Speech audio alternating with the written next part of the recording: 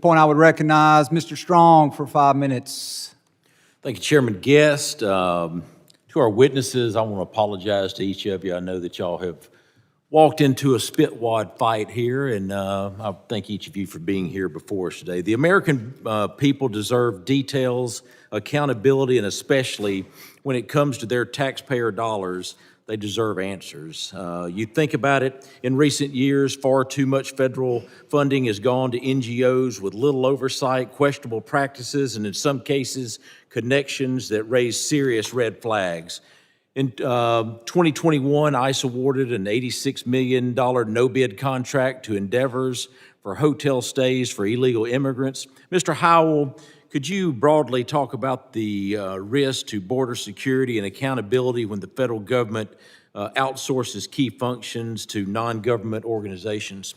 Absolutely. So there's a clear break in the paper trail and accountability. Once the money leaves DHS, there's little in the way of reporting requirements as to how it's spent, how it's maintained, where the illegals go, and all sorts of other standards that relate to condition. For example, in these nonprofit facilities, not much in the way of licensing requirements or living standards are there. Yet you have all this attention on ICE facilities for quite the opposite reasons. And so it's a vastly different ecosystem.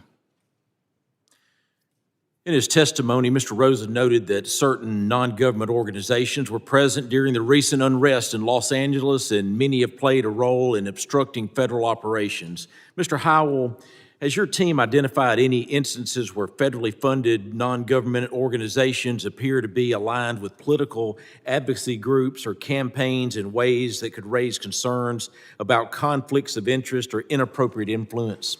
Absolutely. I think the most recent, former Secretary of Homeland Security, Alejandro Mayorkas, who was impeached, coming from Hebrew Immigrant Aid Society, is an example of how this whole system works and the very cozy relationship between the nonprofits and governmental actors. As it relates to the violence we see in the streets, the foot soldiers and organizers, I would say, are 1 degree removed away from those receiving government funds, the giant organizations like Catholic Charities and others who do a lot more in terms of public advocacy. It's a very complex ecosystem, all pushing in the same direction.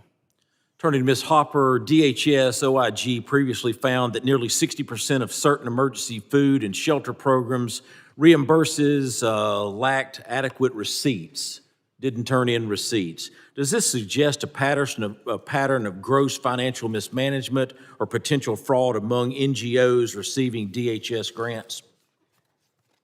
It absolutely does. When you're unable to provide receipts, and we have firsthand accounts of facilities serving rice and beans and charging the U.S. government a steak and lobster diet, that's a problem.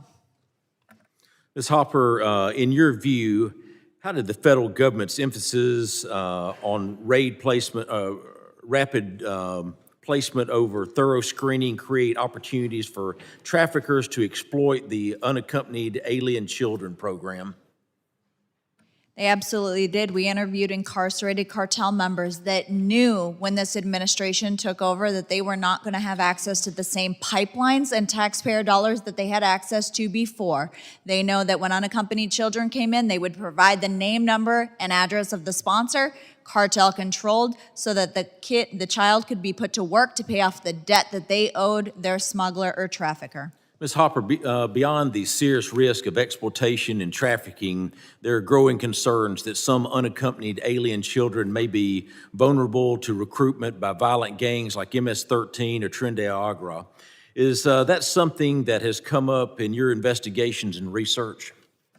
It absolutely has. With the open borders, we had numerous transnational criminal organizations, criminal networks, bad actors come into this country, and with them, they are looking for recruits. And so when you have young teenagers looking for, they have food instability, housing instability, and they have a debt to pay off, they are going to pay that off by working with cartel members. Thank you. To close out my time, one issue that has been raised by state, local law enforcement is the lack of communication by NGOs as they facilitate the movement and settlement of these aliens in local communities.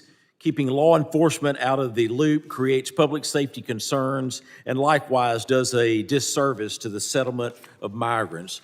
for any of our witnesses. Can you speak to why these NGOs were encouraged not to work with local law enforcement and some of the downstream implications of these poor policies? It's because that would have gotten in the way of moving as many illegal aliens around the country as humanly possible, which was completely the opposite of the goal of the Biden administration and the NGOs. That's why they don't cooperate. They didn't cooperate because they didn't have to cooperate. Contractually, they weren't required to, and so they didn't. I concur with my fellow witnesses. Thank you. Mr. Chairman, I yield back. Gentleman yields back. The chair recognizes Mr. Magazine.